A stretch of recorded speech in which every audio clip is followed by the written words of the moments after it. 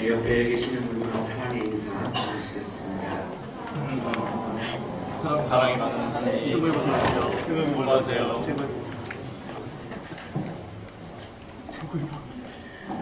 강삼해라고 하는 가수가 부른 노래입니다. 넌 할 수 있어 라고 하는 노래입니다. 후회하고 있다면 깨끗이 잊어버려. 가위로 오려낸 것처럼 다 지난 일이야. 우리 성악의 친구들이 대학 이제 들어와서 처음 시험을 치렀습니다. 후회가 많죠? 하루만 더 먼저 공부할 걸 후회도 하고 있어요. 그렇게 바라던 한양대 들어와서 그 기쁨을 누리느라고 또 방심도 했었고, 그리고 고등학교 시험처럼 막 외우지 않아도 되니까 굉장히 쉽게 생각을 했는데 막상 시험을 치르다 보니까 새로운 형태이고, 그리고 아직 결과는 안 나왔겠지만 나오면 분명히 큰 실망과 후회가 할 거라고 예상이 되고 있어요. 그 후회를 가위로 오려내는 것처럼 팍 잘라가지고 그냥 오려내버리는 거예요. 지났거든요. 그 후회한다고 성적이 새로 하시는 것도 아니고 싹둑 잘라서 그냥 버려요. 후회하지 않는다면 소중하게 간직해. 한 두세 분 정도는 후회하지 않을 굉장히 기대가 잘 나와서 그러면 그 기쁨을 소중하게 간직하는 거죠. 언젠가 웃으며 말할 수 있을 때까지 아마 미안해서 성적 잘 나왔다고 옆에 있는 친구들한테 말하지 못하겠죠. 1, 2년 지나서는 얘기해도 된다는 거예요. 너를 둘러싼 그 모든 이유가 견딜 수 없이 너무 힘들다 해도 대개 나를 힘들게 하는 것은 내 자신보다는 주변이죠. 주변에서 나를 힘들게 하죠. 여러분은 열심히 공부를 했지만 공부한 게 안 나오고 공부 안 한 것만 나왔죠. 지금 여러분을 힘들게 하는 건 누구냐면 출제를 하신 교수님들이지 내가 능력이 없는 건 아니잖아요. 여러분 능력이 뛰어나잖아요. 그런데 점수가 안 나와요. 출제를 하신 교수님들에 의해서 여러분 지금 굉장히 힘들어하게 될 건데 주변이 나를 막 힘들게 하는 거죠. 그래도 너라면 할 수 있을 거야. 할 수가 있어. 그게 바로 너야. 굴하지 않는 보석 같은 마음이 있으니. 자, 중요한 거는 주변이 아니라 내 능력이 아니라 중요한 거는 굴하지 않는 보석 같은 마음이라는 거야. 이 굴하지 않는 보석 같은 마음이 뭘까? 자, 나를 힘들게 하는 거는 내 능력도 아니에요. 주변도 아니에요. 중요한 건 뭐냐면 굴하지 않는 보석 같은 마음이라는 거예요. 이게 중요하다는 거예요. 이게 뭘까? 굴하지 않는 보석 같은 마음. 어려워마 두려워마 아무것도 아니야. 천천히 눈을 감고 다시 생각해 보는 거야. 세상이 너를 무릎 꿇게 하여도, 주변이 나를 무릎 꿇게 하여도 당당히 네 꿈을 펼쳐 보여줘. 내가 실패해도, 내가 후회하는 일을 했어도, 정말 내가 무릎을 꿇는다 할지라도 당당히 필요한 게 있는데 당당히 꿈을 포기를 하지를 말라는 거예요. 너라면 할 수 있을 거야. 할 수가 있어. 그게 바로 너야. 굴하지 않는 보석 같은 마음이 있으니 할 수 있을 거야. 할 수가 있어. 그게 바로 너야. 굴하지 않는 보석 같은 마음이 있으니 굴하지 않는 보석 같은 마음이 있으니 강사님은 계속해서 강조하는 게 굴하지 않는 보석 같은 마음이 중요하다는 거예요. 굴하지 않는 보석 같은 마음. 능력보다도 주변 환경보다도 더 중요한 것은 굴하지 않는 보석 같은 마음이라는 거예요. 이 굴하지 않는 보석 같은 마음이 뭔지를 오늘 예수님이 우리에게 말씀해 주고 있어요. 아, 이거구나. 그들이 다른 제자들에게 와서 보니 여기서 이제 이 그들은 예수님과 베드로와 야고보, 요한 이 네 분이서 변화산에 올라가서 예수님이 환하게 이렇게 변하는 모습을 경험을 해요. 이 네 분이 예수님이 12제자 중에 베드로, 야고보, 요한 이 세 제자만 데리고 변화산에 간 거예요. 왜 12명 중에 세 명인가 굉장히 총애했던 것 같아요. 이 세 제자를 그러니까 선생님들도 교수님들도 많은 제자 중에 총리하는 제자가 있잖아요. 네. 여러분 총리에 맞는 제자가 되기를 바라요. 한번 안 하신 분들은 벌써 포기했는데 가능성이 열려있으니까 포기하지 마시고. 그래서 산에서 내려왔어요. 내려와서 기다리고 있는 제자들에게 왔다는 거예요. 큰 무리가 그 제자들을 둘러싸고 있고 율법학자들이 그들과 논쟁을 하고 있어요. 굉장히 많은 사람들이 이 남아있는 제자들을 막 에워싸고 있고 그 가운데에 율법학자들, 요즘으로 말하면 이제 신학자들인데 이 신학자들이 제자들과 논쟁을 하고 있는 거예요. 자, 이 논쟁은 필요한 거죠.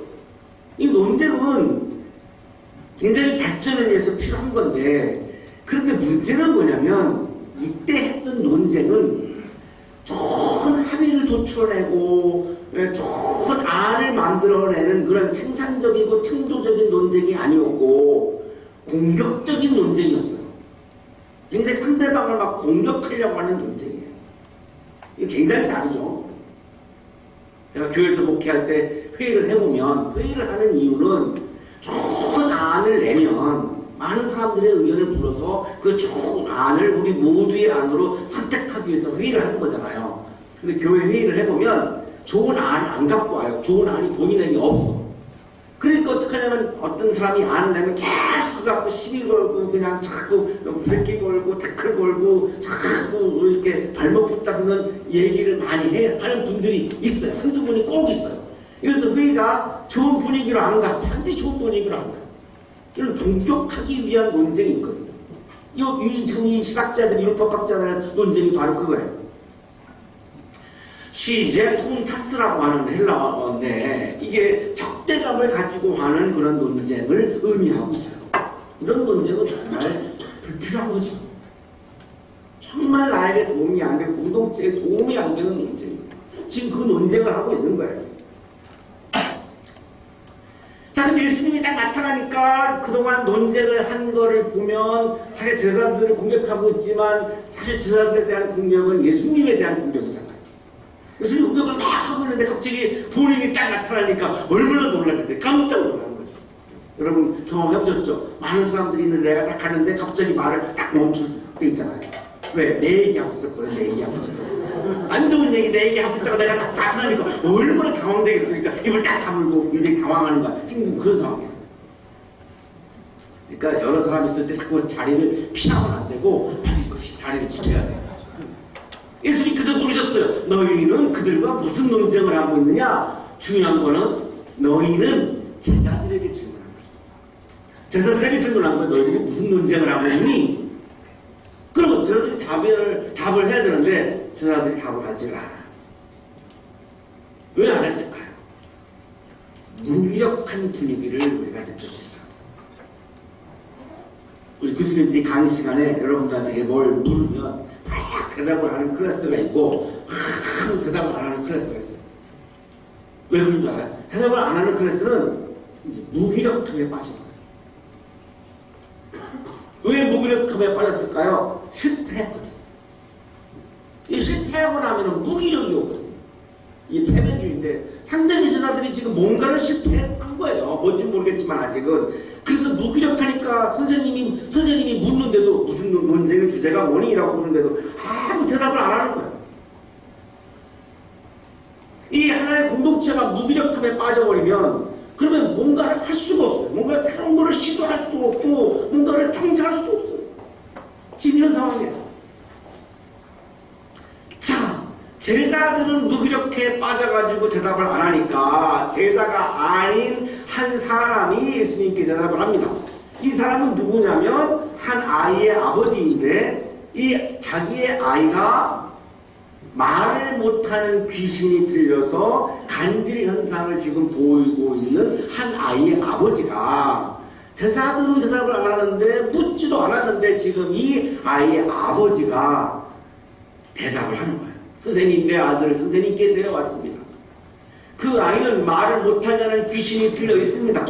내 아들이 말을 못하는 벙어리 귀신에 들려가지고 선생님에게 오면 치유받을 수 있을 것 가지고 내가 선생님을 찾아왔는데 그런데 선생님은 계시지 않더군요. 등산하셨다고 그러고 뭐 안 계시더라고요. 어디서나 귀신이 아이를 사로잡으면 아이를 거꾸로 트립니다. 그러면 아이는 거품을 흘리며 이를 갈며 몸이 뻣뻣해집니다. 그래서 선생님이 저들에게 그 귀신을 쫓아내달라고 했으나 그들은 쫓아내지 못했습니다. 간질이죠. 덩어리 귀신에 들려가지고 지금 간질 현상이 나타나는 거예요. 그래서 선생님이 안 계시니까, 예수님이 안 계시니까, 산에 가셔서 안 계시니까 선생님의 제자들에게 귀신을 쫓아내달라고 부탁을 했습니다. 그런데 문제는 제자들이 귀신을 쫓아내지 못했습니다. 자, 여기서 중요한 것은 그러면 제자들이 귀신을 쫓아내는 능력이 있었을까요? 없었을까요? 여러분이 지금 시험에 실패해서 무기력하니까 내가 물어도 대답을 안 하잖아요. 귀신을 쫓아내는 능력이 제자들에게 있었을까요? 없었을까요? 자, 우리는 없다고 생각을 할 거예요. 왜? 능력의 차원에서 보거든요. 자, 여러분의 생각이 틀렸다고 하는 걸 제가 증명을 하죠. 있었어요. 자, 보세요. 마가복음 3장 15절. 귀신을 쫓아내는 권능을 가지게 하시려는 것이었다. 12 제자에게 예수님이 귀신을 쫓아내는 권능을 이미 주셨습니다. 3장에서. 주셨잖아요.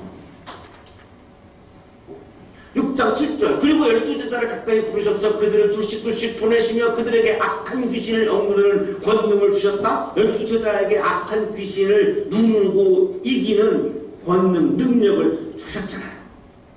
주셨어요.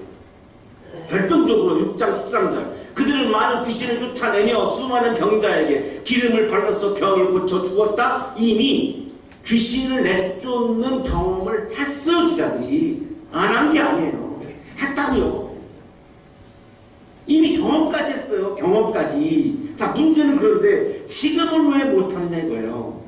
지난번에 마가복음 6장에서 귀신을 내쫓았던 이 제자들이 지금 이 벙어리 귀신 들린 이 아이의 아버지의 아들 앞에서 왜 귀신을 못 내쫓고 있냐 이거예요.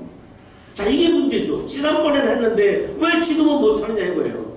지난번에 했다면 능력의 문제는 아니잖아요. 능력은 이미 갖고 있잖아요. 그런데 이번에는 실패했잖아요. 여러분이 우수한 능력을 갖고 태어났잖아요. 우수한 능력을 가지고 올해 학교에 입학을 했잖아요. 그런데 이번 시험에 실패했단 말이에요. 아니, 왜 능력이 있는데 왜 실패했냐 이거예요. 이 질문이에요. 제자들이 분명히 능력이 있었고 귀신을 내쫓는 경험까지 했는데 이번에는 왜 실패했냐 이거예요. 이게 질문이죠. 이게 질문이죠. 그리고 왜 무기력함에 빠져있냐고 해요. 왜? 자, 드디어 예수님이 말씀을 하시고 대답을 하십니다. 이유를 분명하게 말씀하십니다. 아, 믿음이 없는 세대요. 자, 능력의 문제라면 예수님이 뭐라고 말씀하시냐면, 야, 이 능력이 없는 놈들아, 이렇게 얘기해야 되죠. 내가 그렇게 제자 훈련 시키고, 내가 그렇게 막 귀신 내쫓는 능력도 주고 막 했는데, 그런데도 이 능력이 없는 놈들아, 이렇게 얘기하셔야 되는데, 예수님 뭐라고 그러세요? 아, 믿음이 없는 세대요. 능력의 문제로 얘기하지 않으시고, 믿음의 문제로 얘기하세요. 자, 그러면 굉장히 명쾌해지고 있죠. 지난번에 귀신을 내쫓았을 때에는 제자들의 능력으로 내쫓은 게 아닌 거예요. 제자들의 능력으로 했다라고 하면 지금도 돼야죠. 제자들의 능력이 아니었다라고 하는 거예요. 그럼 뭐였어요? 믿음이었다는 거예요. 믿음으로 내쫓았다는 거예요. 능력이 아니라. 그러면 믿음으로 했다라고 하는 건 뭐죠? 제자들에게 한 것이 아니라 선생님인 예수님이 하신 거예요. 하나님이 하신 거지 제자들의 능력으로 한 게 아니라는 거예요. 그러니까 능력을 언급을 하지 않아요. 여기 세대어라고 하는 말은 헬라어로 게네아라고 하는 말인데 이 게네아라고 하는 말에는 불신앙의 의미를 포함하고 있어요. 이미 너희들이 지금 믿음이 없잖아 이거예요.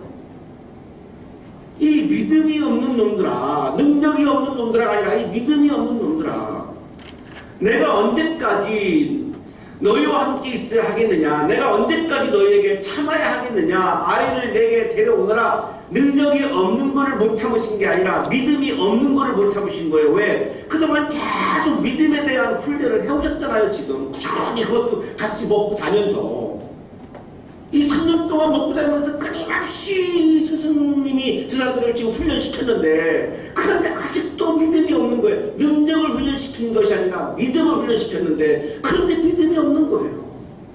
그러니까 막 답답하신 거죠. 아이를 데려와라. 그래서 그들이 제자들이 아이를 예수님께 데려왔죠. 귀신이 예수님을 보자 아이에게 즉시 심한 경련을 일으켰고, 아이는 땅에 넘어져서 거품을 흘리면서 뒤에 물었어요. 간질의 현상을 보이고 있죠. 자, 예수께서 그 아버지에게 물으십니다. 아이가 이렇게 된 지 얼마나 됐습니까? 대답하였습니다. 어릴 때부터입니다. 귀신이 그 아이를 죽이려고 여러 번 불 속에도 던지고 물 속에도 던졌습니다. 하실 수 있으면 우리를 불쌍히 여기시고 도와주십시오. 자, 이 아이의 아버지도 제자들하고 공통점이 있는데요. 믿음이 없어요. 이 선생님이, 예수 선생님이 이 아이를 고친다는 믿음이 없어요. 그래서 뭐라고 얘기해요? 하실 수 있으면, 하실 수 있다는 지금 믿음이 없기 때문에 하실 수 있으면 우리를 불쌍히 여기시고 도와주십시오. 믿음이 없는 나를 불쌍히 여기시고 도와주십시오.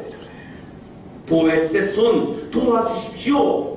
내게 믿음이 없습니다. 내가 믿음이 없는 것을 불쌍히 여기시고 도와주십시오. 자, 제자들보다 이 아이의 아버지가 나은 점이 있어요. 믿음이 없어. 똑같이 제자들도 없고 이 아버지도 없어. 그런데 이 아이의 아버지는 믿음이 없는 걸 인정하고 있어요. 내가 믿음이 없는 나를 불쌍히 여겨주시고, 그래요, 내가 믿음이 없어요. 그러니까 좀 나를 도와주세요. 내가 믿음이 있다면 선생님이 고쳤겠죠. 핵심을 알고 있어요. 이 아이의 아버지가. 이 아이가 낳는 것은 내 능력으로 하는 게 아니라 내가 믿음을 가지면 주님의 능력으로 이루어지는 거지, 내 능력으로 하는 게 아님을 분명히 알고 있는 거예요.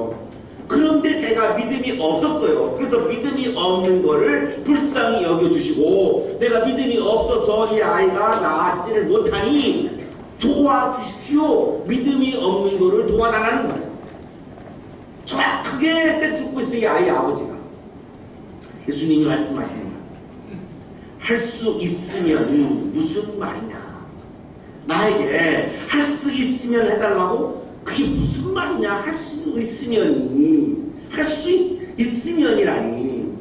나는 모든 것을 다 할 수 있는 메시아인데, 내가 모든 것을 다 할 수 있는 그리스도인데, 내가 모든 것을 다 할 수 있는 하나님의 아들인데, 할 수 있으면이 무슨 말이야. 자, 그리고 이제 결정적인 말씀을 하시는데, 우리 한국교회가 많이 오해하고 있는 본문이죠. 믿는 사람에게는 모든 일이 가능하다. 자, 이거를 우리가 잘못 해석해서 이거를 못 믿어요. 이거를 못 믿어. 믿는 사람에게는 모든 일이 가능하다. 자, 그러면 내가 내일 로또 삽니다. 난 이거 1등 할 거 믿습니다. 그럼 1등 됩니까? 돼야 된다고요. 이렇게 해석하니까 이게 기독교가 오해를 받고 사람들이 기독교를 떠나는 거예요. 그런 말씀이 아니죠. 누가 모든 것을 할 수 있습니까? 내가 모든 일을 할 수 있다는 게 아니에요. 내가 모든 일을 할 수 있는 게 아니라 주님이 모든 것을 할 수 있는 거예요. 그럼 내가 할 수 있는 건 뭡니까? 믿는 거예요. 누구를? 주님을 믿는 거예요. 로또 당첨을 믿는 게 아니라, 그건 미신이고, 로또 당첨을 믿는 게 아니라 예수 그리스도를 믿는 거예요. 그럼 예수님은 모든 것을 다 할 수 있어요. 로또 1등이 예수님의 뜻이라면 로또 1등은 주실 거고, A를 나에게 주시는 것이 예수님의 뜻이라면 주실 거고, 시험에 실패해서 이번 좀 쓴맛을 봐서 좀 회개하게 하시려면 그게 또 하실 거고, 예수님의 뜻에 의해서 하는 거지, 그거를 내 뜻으로 하는 게 아닌데, 우리는 내가 욕심을 품고 내가 믿으면 이걸 다 할 수 있어 라고 오해하니까 실망도 하고 오해도 하고 미신에 빠지고 기독교를 떠나게 되는 거예요. 자, 보세요. 할 수 있으면이 무슨 말이냐? 네가 모든 걸 다 할 수 있다는 말씀이 아니라 내가 모든 것을 다 할 수 있다는 거예요. 예수님이. 그러면 믿는 사람에게는 믿음이 있는 곳에서는 예수님의 사건이 하나님 나라의 사건이 일어난다는 거예요. 자, 그런데 믿음이 없는 곳에서는 하나님 나라의 사건이 예수의 사건이 일어나지 않아요. 마가복음 6장 5절에서 나사렛에서 예수님이 아무 기적도 행하지 못하는 본문이 나와요. 자, 예수님이 나사렛에서 아무 기적을 행하지 못했어요. 능력의 문제가 아니죠. 예수님은 능력이 있었죠. 모든 것을 다 할 수 있는 분이에요. 예수님 능력이 있었어요. 그런데 나사렛에서 아무 기적을 행하지 못하셨어요. 왜 그랬죠? 능력의 문제가 아니죠. 거기에 있는 사람들이 믿음이 없었기 때문에 능력이 있는데도 그 능력이 나타나지를 않았어요. 뭐 때문에? 믿음이 없었기 때문에. 그러면 이 본문이 뭐예요? 할 수 있으면이 무슨 말이냐? 믿는 사람에게는 모든 일이 가능하다. 예수님은 모든 것을 다 할 수 있는 분이니, 자, 내가 해야 되는 건 뭐냐? 그 예수 그리스도를 믿는 거라는 거예요. 그러면 예수님의 뜻에 의해서, 예수님의 결정에 의해서 예수님은 모든 것을 다 할 수 있는 것이고, 그 예수님의 결정에서 이루어 주시는 일에 대해서는 우리가 감사함으로 응답하는 거죠. 되든 안 되든 그것은 예수님의 뜻이에요. 이거를 해주느냐 안 해주느냐가 예수님의 뜻이지, 감히 내가 그걸 어떻게 결정합니까? 내가 해야 하는 것은 예수님을 믿는 거예요. 그러면 예수님은 모든 일이 가능하셔서 그것이 정말 주님의 마음속에 있고 주님의 뜻이라면 그걸 이루어 주신다는 거죠. 자, 그러면 이번에 시험에 실패했어도 괜찮죠? 왜? 능력의 문제가 아니라고. 내가 인생을 살아가는 게 스펙의 문제가 아니라고. 능력의 문제가 아니라고. 예수 그리스도를 믿고 모든 일을 다 할 수 있는 예수님을 믿고 오늘도 내가 정말 성실하게 정직하게 진지하게 내가 해야 할 일들을 묵묵히 하나하나 해나가는 거예요. 시험 끝났다고 놀러가지 말고, 자, 오늘부터 다시 또 시작하는 거예요. 공부를 다시 시작하고 훈련을 다시 시작하는 거예요. 내 비전을 향해서 내가 다시 또 하나하나 걸어가는 거예요. 뭘 가지고? 예수를 향한 믿음을 가지고, 모든 것을 다 하실 수 있는 믿음을 가지고. 내 능력을 자꾸 바라보면 자꾸 좌절하게 돼요. 내 능력을 자꾸 바라보면 실패하게 돼요. 점수가 나오면 그걸 자꾸 내 능력으로 보지 말아요. 내 능력에 의해서 그렇게 나온 게 아니라고.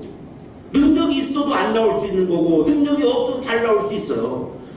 능력이 중요한 것이 아니라, 여러분에게 지금 중요한 게 뭐예요? 대한민국의 청년들에게 중요한 게 뭐예요? 능력을 보면 자꾸 비참해져요. 힘들어져요. 능력이 중요한 것이 아니라 믿음이에요. 예수에 대한 믿음을 가지고, 확신을 가지고 이 비전이 이루어진다라고 하는. 왜? 예수님이 좋아하는 거니까. 그 확신을 가지고 오늘도 하나하나 내가 해야 할 일들을 해나가는 거예요. 근데 여러분의 삶 속에서 하나님 나라의 사건이, 예수의 사건이 이루어지는 것을 경험하게 되는 거예요. 예수님은 다 가능하신 분이었고, 이 경험이 여러분에게 충만하기를 축복합니다. 거룩하신 하나님 감사합니다. 오늘도 우리에게 새로운 힘과 또한 새로운 믿음과 소망을 주셔서 감사합니다. 하나님 사랑하시는 우리 한양의 가족들, 능력에 얽매여서 무기력에 빠지지 않게 하시고 믿음을 가지고 확신을 가지고 앞을 향하여 행진하는 멋진 한양인들 되게 해 주옵소서. 예수 그리스도의 이름으로 기도하옵나이다.